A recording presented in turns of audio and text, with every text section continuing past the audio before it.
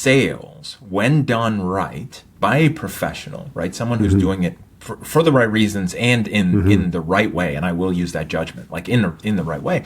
Sure. That salesperson is actually a leader over the prospect, especially in 2024. If they can't solve it themselves and they have to actually talk to a salesperson, then they're looking for something. Otherwise, they would just buy it online, like we all are used to, right? So something is missing where they can't solve the problem themselves.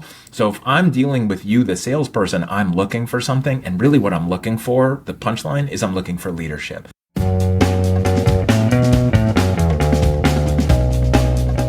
Welcome to the Full Funnel Freedom Podcast. If you are listening to this, you are likely leading a team responsible for generating revenue. Purpose of Full Funnel Freedom is to support people like yourself and keep your funnels consistently, reliably full. Welcome to the Full Funnel Freedom Podcast. I'm your host, Hamish Knox. Today, I am really excited to have Jason Cutter, Chief Transformation Officer of Cutter Consulting Group, as my guest today. As the Chief Transformation Officer, Jason is focused on delivering on his mission every day, facilitating transformation by sparking light bulb moments, helping the underdog win, and leaving people better than when he found them. He has learned to combine his analytical operations mind with an understanding of sales to help companies build profitable teams and individual salespeople close more deals and produce scalable results. Jason is a recognized thought leader, 4-time author, and international speaker focused on creating scalable sales teams full of authentic persuaders, trademark. His foundational book, Selling with Authentic Persuasion, Transform from Order Taker to Quota Breaker, provides salespeople and leaders with a guidepost for shifting quote-unquote sales from being a feeling gross to a professional person wanting to be part of that interaction. Jason, welcome to Full Funnel Freedom.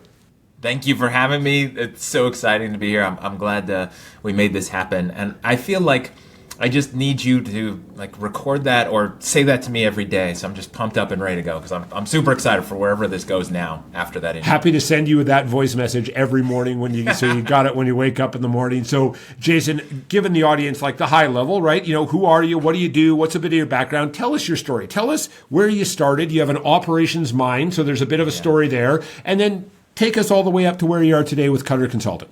I am the product of 2 analytical parents, a banker mom and an engineer dad who went on to successful careers, both in analytical leadership ventures. I was a shy, awkward, late bloomer, slightly bullied, awkward, weird kid that never fit in. With 2 analytical parents, such that I actually have my bachelor's degree in marine biology. And there was a moment in my life in my late teens, early 20s, where standing on a boat surrounded by great white sharks was smarter and safer than dealing with humans, because I wasn't really a fan of people. And I didn't feel like people were a fan of me. And so I was just all analytical, science, math, sharks. Life took me lots of different directions. Turned out I was actually pretty good with people, especially service related. Fell into sales in the mortgage business back in 2002 when it was just pure order taking because everyone just wanted to buy or refinance, just like the boom that we had recently. Never thought I was in sales until years later when I was put in charge of a team because they fired a sales leader and I was in ops, and all of a sudden I was in charge of sales and ops and had to figure it out. And interesting fact about me, I've received 0 minutes of corporate sales or leadership training. After being pushed into the leadership role, every other company after then hired me in a leadership role and said, okay, well, you should know what you're doing, so can you fix this and help us grow or help us rebuild X? So I've always just had to figure it out and learned a lot of stuff on my own, hard way, learned from other people, just listening and watching, and just kind of developed into my own sales style that's not just mine, but really what do people want? What are they looking for from a salesperson? And how do we avoid what my parents still hate to this day, which is gross salespeople, right? I was raised in a salespeople are terrible, don't ever do that. Don't ever treat people like that mode where, that's really the mission I'm on, is how do you help people not default into the classic mode and just really see sales as service. What a great journey and story, and I would call that a typical household upbringing as it relates to salespeople. I've shared with some people that I have two daughters, 9 and almost 12, and I've never said to either of them, "I want you to be in sales when you grow up." I have said entrepreneur, which is code for salesperson. They'll find that out later, but most parents are like, "Yeah, don't be that cheesy, slimy, pushy, aggressive seller." So, Jason, I've had a client who was an operations leader, and then their boss came to them and said, "Hey, you're so successful here. How about you take over the sales team?" Now, fortunately, the CEO actually did invest in some development, so they got that, which you did not. I'm curious for the sales leaders listening. Take us into the mind of an operations leader. And then how you made that transition over, because sometimes we have sales is from Mars, operations is from Venus kind of going on. Yeah. So from your background, what is that operations leader looking for from their peer on sales? And then how did you make that transition into a sales leader? It's interesting because there is that ops versus sales, really, and again, this is a sales full funnel, freedom podcast. It's about salespeople for salespeople, but it's typically in organizations I see it's sales versus everybody, sales versus marketing, sales versus ops, sales versus customer service. Like sales thinks they're the golden child and you're never at fault, and I completely disagree with that. And really, it's not a anti-sales; it's a everybody's important and everyone needs to row in the same direction, which we could talk about. Amen. And so, for me, what happened was the sales leader was fired because he basically said, if you want sales to be more effective, then he told the CEO, you have to do more marketing. And the owner's like, no, you're not converting well enough. This is a sales function, not a marketing function, right? The phone's ringing. You're just not converting. And so then I was moved into that role where it was like, this is not working. Go fix it.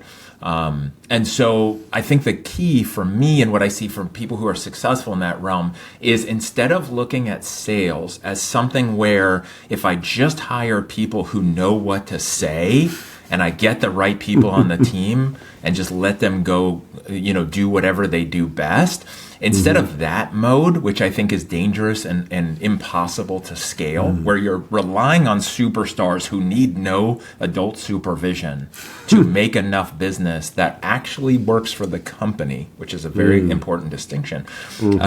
If you want it to scale, you have to build systems and processes. So operation-minded people look at it and go, okay, I want you to do what you do best as a human interacting with another human, but let's have systems, let's have processes, let's have technologies, let's have the evil thing that everyone hates that I love referring to, which is scripts and structure within the confines of that. And so operation-minded people in general, even sales ops, is how do we build this as a repeatable machine so that we know if we dump in this many tokens into the machine, we're going to get this much out the other end, and everyone can focus on what they do best, which is talking to people and not admin, not other stuff.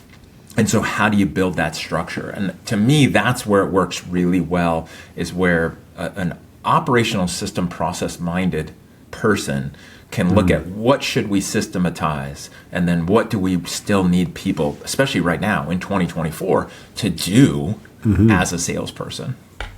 I really appreciate you sharing that, and especially that last, the coda of where do we still need humans? Because I've had several guests on the podcast previously, and I've got a couple coming up that are I wouldn't say anti-structure or anti-process, because I don't think any of us really understand that, chaos is a great way of scaling a sales organization.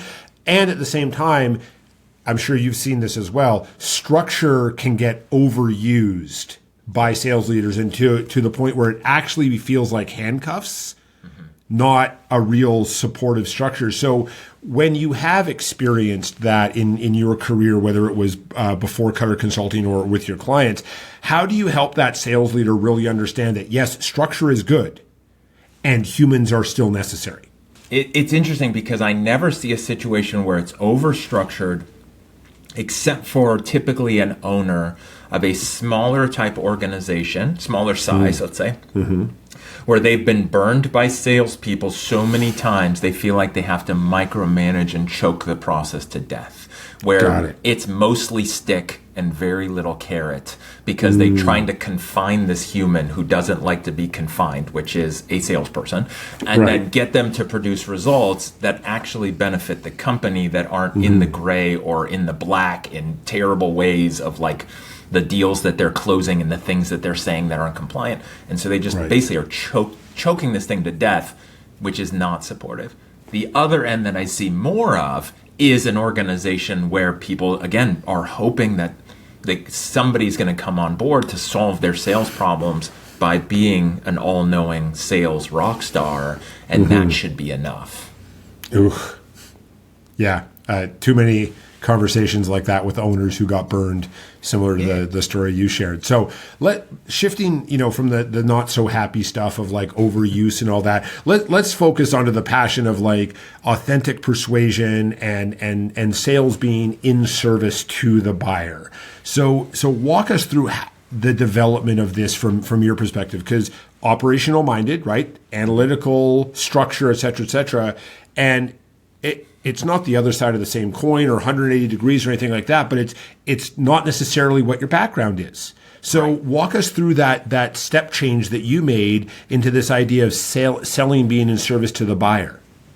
So, one of the benefits I have from not being, I'm going to use super air quotes for anyone listening, classically trained in sales, is that I wasn't told what sales is. I only know from life and growing up what sales that is terrible should be avoided, or what when it's a battle, right? Like when I was a kid and my parents started buying new cars, like as they were doing better and better in their careers, it became an all-day event, right? Like this is back in the 80s. And as an only child sitting there watching a TV in a waiting room that smells like tires and old coffee, while my mom, the banker, battles everybody they can throw at her for, I remember the record is 9 hours we spent at a Toyota dealership buying a 4Runner when I was a kid. And there's no electronics. I've got 3 channels to watch. This sucks, right? So I only know what wasn't good. So I wasn't classically trained. So all I know is, coming from a family of service, like where it's about, especially as an underdog, I want to help other people. To me, I didn't even think I was in sales forever, because sales is this, but I was doing this, right? I was helping people either buying a house, or then I went into a mode where I was helping people avoid foreclosure and helping them keep their house. And then I was helping people get out of debt. And I was like, to me, it was always service, right? Like my job is to just help you. This isn't even about me. And so coming from that mode, then sales is not something I'm doing to you, which is the classic manipulation mode. It's so that I can benefit. It's something I'm doing for you and with you. And when it's done right, it's also a win-win, right? Like you're getting something and then I'm going to get something. But let's make sure that everyone is winning for the long term. And that's really where that mindset for me was solidified, because again, I didn't think I was in sales, because sales is X, and that wasn't me. And then when I looked back at it, when I felt called to write the book, I just basically reverse engineered everything I had done myself, and then also with teams and hundreds of people over the years, where what did we do? What worked? What resonated at scale? Not just because somebody had a natural born talent and they could just show up and talk to anybody, but like what worked repeatedly, month in, month out, getting results. And then I put a term to that, authentic persuasion. And, and it's in that order, right? Like you got to be authentic, then you can persuade. Some people focus on persuasion. Some people are authentic order takers who, fail at sales. And some people are just heavy on persuasion, but it's not true. It's not authentic. And so where is that combination that, again, it doesn't require natural born sales skills, let's say. Right. And I don't believe natural born sales skills exist. And so I had the experience in the 80s. It was 3 channels and copies of Time magazine that were 6 to 18 months out of date. That was the other exactly. experience that I had. Or an old copy of Chatelaine, for those of you who are in Canada, that you're flipping through the recipe section of that to entertain myself. So, Jason, when we look at authentic persuader, what, as a sales leader, does it mean to be an authentic persuader? The authentic part is really important, because a lot of people are like, well, of course I'm authentic and, I'm transparent. It's like, a lot of it has to do with self-awareness. That's the first part, is who are you? What's authentic for you? What do you believe? What are your strengths? What are your weaknesses? What are what's your inherent baggage and your lens and filter that you look in the world? And then how do you just come across in a way that's authentic for you? Like, are you weird or goofy? Are you serious, professional, analytical? Where does that fit in? And as a leader, and in sales, what's interesting, and I've just seen this more and more even since the book came out, is that to me, sales, when done right by a professional, right, someone who's doing it for the right reasons and in the right way, and I will use that judgment, like in the right way. Sure. That salesperson is actually a leader over the prospect. So the prospective customers coming to that salesperson, especially in 2024, if they can't solve it themselves and they have to actually talk to a salesperson, then they're looking for something. Otherwise, they would just buy it online, like we all are used to, right? So something is missing where they can't solve the problem themselves. So if I'm dealing with you, the salesperson, I'm looking for something, and really what I'm looking for, the punchline, is I'm looking for leadership. I want you to tell me what's the best direction, how to get there, tell me that you've helped other people like me get there, and then I want to follow you. So when sales is done right, it's leadership with and of that prospect, where they're following and you're pulling them. Old school sales is manipulation and pushing, right? It's, I'm going to push you across the finish line, whether you like it or not, right? Hopefully you like it, but I don't care, right? That's really gross. Yeah. Sales in the leadership is pulling. Like, I know where the finish line is. Come with me, and I'm going to get you to a better place, out of pain towards gain, right?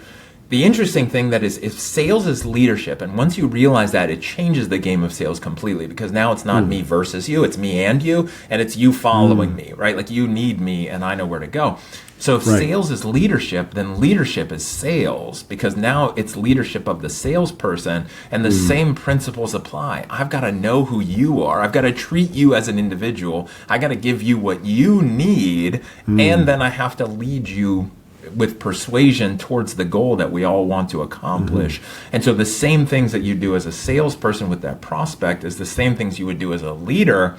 But a lot of people don't see that. They think it's different roles, so I got to be different people. What a great insight and a different way of shifting that mindset of is we are selling and we are leading simultaneously regardless of role. One of the things that I maintain is that if our buyer is pulling us forward, we can't be pushy sellers. Because they're like, hey, let's go this way. We're like, hey, that's a great place to go. Let's go that way, Jason. So as a leader, and especially as a new leader who, maybe got promoted because I was the best salesperson, I mean, that never happens. How do I shift this focus? Because what I hear from you is like, focus on the individual, get to know what they want, et cetera, et cetera. That sounds scary. That sounds squishy. That might sound like a bit of an HR violation. Like, how do we make this effective without, sort of still maintaining our leadership role, so to speak, so our seller feels like we're on their side, except we are still, leader and seller and not buddies? So, and that's a really good point. Even that last part is interesting, because you got to watch out for the friend zone. Especially, and this is a session that I do for teams and especially supervisors and leaders, especially new supervisors and leaders. There's a segment called Buddy to Boss, which is where is that interesting, and I'll use air quotes again because it's not interesting in a fun way, but where is that interesting dynamic that happens with, hey, you and I, Hamish, we're peers today. Oh, by the way, tomorrow I got promoted. Now I'm your boss. Now you need to listen to me. And by the way, we're not winning because that's why I'm in charge, because that's, somebody had to take over. And now you need to listen to me. And when are you going to close more deals, right? And you're thinking, I remember what we talked about the night before when we went out for drinks, and I like you as a friend, but trust me, I know what you actually do behind the scenes, and I'm not going to listen to you, right? I know what we were just talking about, the previous boss who just got promoted or fired, and I don't respect you in that role. So that's always a fun dynamic. But going back to your question, again, I'm going to use the judgmental thing, which triggers some people, is when it's done right. When I'm selling to you, so I'm the seller, then I need to understand that you are not me. Meaning that us as humans, we default to thinking everyone sees the world the way that we see it and thinks the way that we think. If you need examples of that, bring up politics with someone, bring up religion with someone, bring up the economy, bring up anything like that, any health choices, bring up something where it's so polarizing because you either see the world, or bring up college sports here in the US, anything where like, if I feel a certain way, everyone else has to be wrong because I'm right, because I'm human and I see the world the way I see it, right? So the problem is that if we default into our human mode, we think everyone sees the world the way they see it. I fundamentally do not understand why everyone doesn't understand what the left lane on the freeway is for. Whenever they're in front of me, no matter what speed I'm going, I don't understand why they're in front of me, right? Like, I don't get it because I see the world the way I see it. So one of the challenges I see with salespeople, because they're human and they're a special group of human that's also on a mission to sell people something that they see of value, is they forget that that other person is not them. So they want things a certain way. They need things a certain way. And so like the platinum rule, as it's referred to, is you give people what they need, not what you need or what you think they need. And so you have to sell to them in the way that they want to be sold to, the way they want to buy, and the way they want to be communicated with. Once you realize that, sales is a completely different dynamic as well. For leadership, going back to your question, kind of setting the framework of this, is so many people that get promoted into leadership role, their brain is fixated on, here's what I did in sales, here's what I was motivated by. I was motivated to make lots of money and get in the president's club, and this is what I did, and I don't like internet leads, but I like, Facebook leads, or I like knocking on doors, and here's what I did, and so everyone else should do what I do, and if you're not successful and not doing what I'm doing, it's not a good fit, right? Yeah. If you don't care about being in president's club, then I don't know what to do with you. And so the problem is they forget that everybody is different. There's personality types, there's behaviors, there's love languages. You're talking about HR violations, but there's love languages, there's astrological signs, there's baggage, there's experiences, there's game player types, like all these things that I cover with leaders and teams. You have to understand that everyone's different. So the key is you've got to get to know, what do people want? Why do they want it? What's important to them?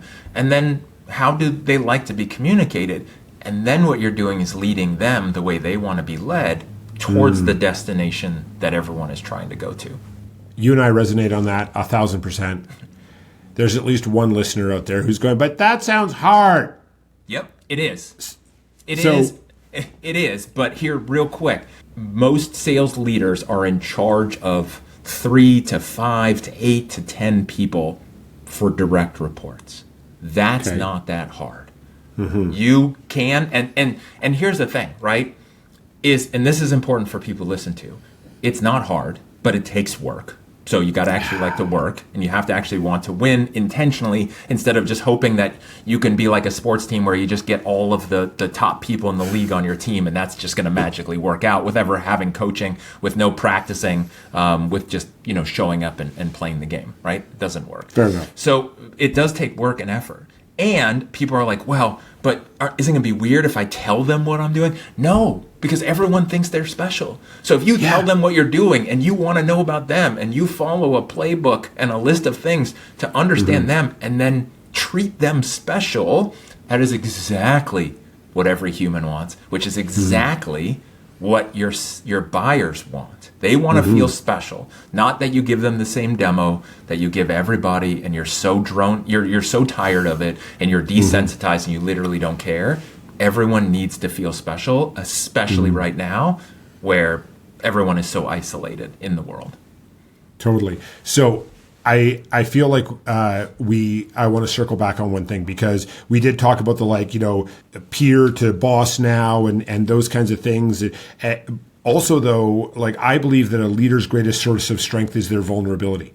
And when they can be appropriately vulnerable with each individual team member and the team as a whole on occasion, they can actually create more of that persuasion. So I'm curious, we've already defined what the bad looks like in terms of buddy to boss. I love that title. How would a leader, from your experience, leverage appropriate vulnerability to be an authentic persuader? Yeah, and that's a tough one to make general statements. I mean, I think the biggest thing is no one likes working for a hypocrite. No one, let me put it a different way. No one respects a hypocrite. Okay. Right? And no one wants to follow a hypocrite. And I know no one Fair. is a pretty big term to use. Some people might do it short term. I'm going to say most people / no one wants to. And if you're a leader, if you just assume that no one wants to follow you if you're a hypocrite, right? In the do as I say, not as I do, right? Like, hey, if we're in the office, that leader, I'm going to use air quotes here on leader, is, hey, I need you to dump the garbage before you leave. But I'm too good to do it. Like, that's why I have you. That's why I have people. No one respects that person and starts to degrade. So one of the things is not being a hypocrite and just making sure that you're not, right? And again, this is where being in the sales role and being promoted can work in your favor, which is I used to be in that role. I know what it takes. I know your struggles and I know what it takes to succeed. So just trust me. Like, I wasn't hired off the street to tell you what to do. Like, I know what it takes to close X number of deals per week, month, quarter, whatever those are. So that's the first part. And then the second part is just transparent communication. It's always a balance because you don't necessarily want to share everything with the team of all the issues that might be happening behind the scenes once you're in a leadership role and you're exposed to some challenges that are trying to be fixed and nobody needs to know until it's been fixed or resolved or what's in the process. But when something isn't working, being transparent. Hey, you're right. These leads aren't working. Right? This marketing isn't working. Let's see what else we can do. Right? In that, hey, not everything is going to be perfect, and if it's not working, how do I agree? Right? How am I the balance between I work for the company, but I'm also supporting you? I can advocate for you, and I can advocate for the company. And so this is a team event, right? It's not just always like, hey, do this or do that, or the leads are great. If you can't close these leads, this is your fault, right? Right. And so it's about that transparency, and then it's also being a business professional, appropriate amount of human. And the reason I say it like that is also kind of the buddy to boss, but in general, like, everyone's got stuff going on. If you're having a bad day as a leader, or you've got personal stuff going on, or you've got things going on, sometimes it's appropriate to just share that because people appreciate that you're human. They want to feel relatable to you. They want to feel like you understand them because you go through similar stuff. I've seen leaders where it's like everything seems to be great, and it's like they don't understand people. Yeah. And then I've seen other leaders who are like, yeah, I got it. I'm going through this. I'm going through that. Like, I get it, and I empathize with you, and that's where the authenticity piece comes in, where professionally, business appropriate, but just being authentic, being you, and wanting to support them in not a manager dictator role, but in a true leadership role. Very cool. I appreciate you where you're coming from on that, professional human, right? Professionally, appropriately human. That's a great message for us to transition to the last couple of questions I have for you for today, Jason. Number one being, you have an incredible story you've shared with us at the beginning of the podcast. I also got to believe you've probably got a bunch of scar tissue and bumps and bruises from that journey. And so I'm curious if you could go back and coach younger Jason, go back as far as you like. Maybe it's on the boat with the sharks. And you could say, hey, younger Jason, in the future, you're going to be a 4-times author. You're going to have this amazing company and all these great clients. You also will have a lot of scar tissue and bumps and bruises. What would you coach younger Jason to say or do differently to get to the same place, but with a little less scar tissue and fewer bumps and bruises? That's always a tough one because I've asked people this similar type of question and people have asked me, and it's tough to really want to change anything because of all that trajectory that made me who I am, including a time where for 4 years I literally ran away from sales and ops and business and life and the continental United States and went and did something completely different and then found what I wanted to do and then came back, right, in the consulting mode. And so, I think the biggest thing would be really telling younger me to embrace the fact that I do actually like helping people and I want to help people much earlier than when I realized it. Again, I did it. I was in these roles where I dealt with people, but still not a huge fan and not aware. I think self-awareness you have to kind of grow into by, the bumps and the bruises, but really studying people and learning other people. And the transition was really tough and took too long for me to realize that not everyone wants to buy the way that I want to buy. And I used to sell to everyone in the same analytical way with lots of spreadsheets and data. And that destroyed so many deals because it put everyone into analysis paralysis. And so I would totally have stopped that cycle sooner, for sure. What an incredible answer. And I know from me, like, I am not an analytical buyer. You would have lost me in 4.5 seconds to be like, great. Someone else, like, I don't need to know all that stuff. That is a really awesome self-aware answer. And I really appreciate you sharing that with us today, Jason. So curious, I mean, aside from your books, what have you read, watched, listened to either recently or in the past you would encourage the sales leaders who are listening to check out for their own development? Oh man, I think we talked about this in advance. This is such a tough one. So here's the one that I love. It's somewhat shock value, but it's also the most important leadership book. If I have to give one leadership book out there, it's The 5 Love Languages by Gary Chapman. And again, it's the weirdest recommendation. No other sales podcast, no other leadership podcast will you hear that be the leadership book. Is The 5 Love Languages. And for people who are listening, if HR is listening, they made a HR appropriate one that's called The 5 Languages of Appreciation in the Workplace, because one of the love languages is physical touch. HR gets kind of weird about that. And there's a lot of reasons. And here's why, without going into a lot of details, because I do a lot of training about this and why this is so important. It helps you disconnect yourself from thinking everyone sees the world the way that you see it. And when you do that, and again, 5 love languages, that's weird. I'm here for sales. Like, we've got killers on the team. And totally. Trust me. When you apply that to your team in the right way as a leader and your relation, because it's all relationships, sales, leadership, personal life, it's all relationships. It doesn't matter. It's all the same in relationships. When you understand that and you start to intentionally see that and act differently, especially with people that you want to persuade or lead, game changer. So that's number one. Biggest thing I recommend. Again, I do a lot of training on that to help teams understand it. The second one, if I had to give a book for for leadership, I really like Cy Wakeman's books. No Ego is the main one. I forget the second one that's even more impactful. What it talks about is like ego and team and people being bought in and wanting to be there, and how you make the decision of, like, the good to great, like getting the right people on the bus and the wrong people off the bus. Cy Wakeman, C-Y Wakeman. Her stuff is great from just any leadership. It's not sales, it's just any leadership of any group of people.